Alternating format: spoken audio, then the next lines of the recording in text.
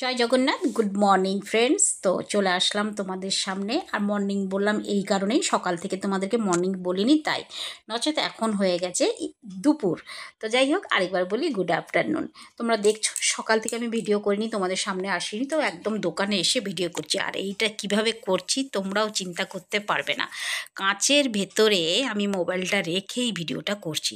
Actually মালিক আছে, আমি কিছুই করতে পারবো না। তো তোমাদের সামনে কি একটু আসবো না বলো? কি করি, কথা তো বলতে পারবো না, তাই কাজের মাধ্যমে তোমাদের সঙ্গে এইভাবে কথা বলে নিলাম। ওই জন্য ভয়েসটা দিতে হলো আমাকে। আর এই দোকানের খুব ফ্যানের শব্দ হচ্ছে। আর এই যে শাড়িগুলো সব গুছিয়ে রাখছি, নতুন নতুন শাড়িগুলো এসছে, এই কত শাড়িগুলো আমি একদম কাউন্টারের পেছনে নিয়ে চলে আসলাম। কারণ সামনে তো ওনার আছে, উনি খারাপ ভাবতে পারেন। আমি ভাবলাম পেছনে নিয়ে এসে কাজটাও করে নেবো, আর তোমাদের সঙ্গে একটু দেখা চাওয়া হয়ে যাবে। আমি কিন্তু মাঝে মাঝে তোমাদের দিকে একটু তাকাচ্ছি। তো চলো। হ্যাঁ, এতক্ষণে একটু আসতে পারলাম, ভগবান। তো ফ্রেন্ডস, এসেছিলাম মঠে, এখন মঠ থেকে যাচ্ছি আবার দোকানে। ভালো লাগছে না একদম, অনেকক্ষণ আজকে দাঁড়িয়ে দাঁড়িয়ে দাঁড়িয়ে। চলো যাই।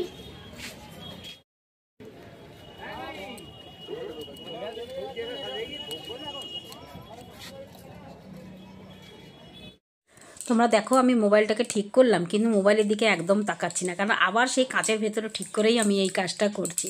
তো যাই হোক, কাউন্টার উপরে শাড়িটা টাঙানো হতো, শাড়িটা বিক্রি হয়ে গেছে। আমি ওই জন্য নিজে তো উঠতে পারি না, তাই শিবুদাকে বললাম, ও উঠে গিয়ে কাউন্টারের উপরে টাঙিয়ে দিল শাড়িটা।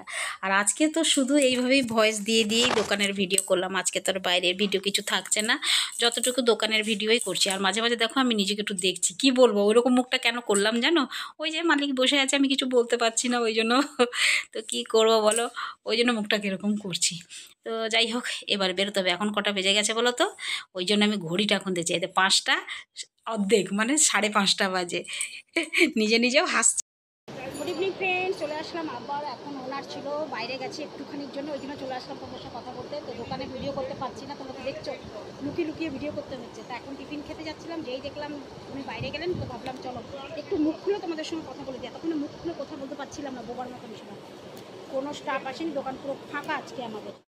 কেউ আসেনি, এই যে দেবুদা, শিবুদা আর এই যে ভাস্কর আর মালিক রয়েছে শুধু, আর কেউ নেই। দোকান পুরো ফাঁকা। কী করবো সেটাই ভেবে পাচ্ছি না, খুব খারাপ লাগছে জানো তো। চলো রাখি, এখন যাচ্ছি টিফিন করতে, টিফিনটা করে নিই, নাহলে আবার এখন গড়বড় হয়ে যাবে। এতক্ষণ মুখ খুলে কথা বলতে পারছিলাম না গো, কী ব্যস্ত লাগছিল। এখন বাজে 6:25। তো চলো খেয়ে নিই একটু, কেমন? আবার বাড়িতে গিয়ে কথা বলবো, এখানে আর কথা বলা যাবে না। আজকে দোকান কটার সময় বন্ধ হবে কে জানে।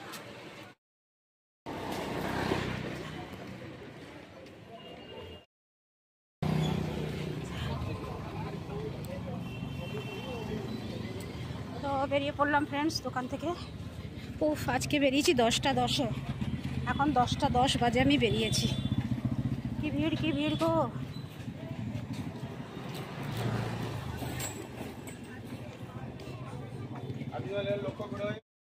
তারপরে চলে আসলাম বাড়ি।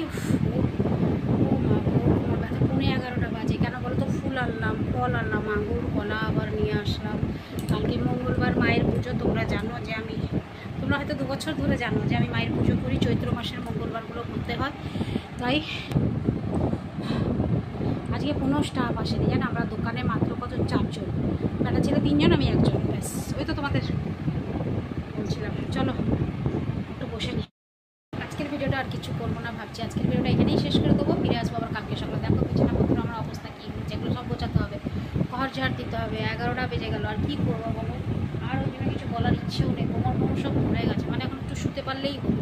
খাওয়ারও ইচ্ছে নেই, খেতে তো হবেই, কালকে আমার উপোস। তো চলো আজকের ভিডিওটা এখানেই শেষ করছি। ফিরে আসছি আবার কালকে সকালে নতুন একটা ভিডিও নিয়ে। ততক্ষণের জন্য পাকাইয়ের সঙ্গে একটু থাকবে কেমন। আর হ্যাঁ, আজকে রাত্রের মতন এখানে বিদায় নিচ্ছি। টাটা, গুড নাইট, শুভরাত্রি, জয় হিন্দ। ভালো থাকবেন সবাই। ফিরে আসছি আমি আপনাদের পাকায়। আজকের এনার্জিটা দেখছো তো, সকাল 12:30 থেকে রাত 10:30 পর্যন্ত এক কন্টিনিউ দাঁড়িয়ে খালি এবার ওদিক ঝাপা আর কিচ্ছু না।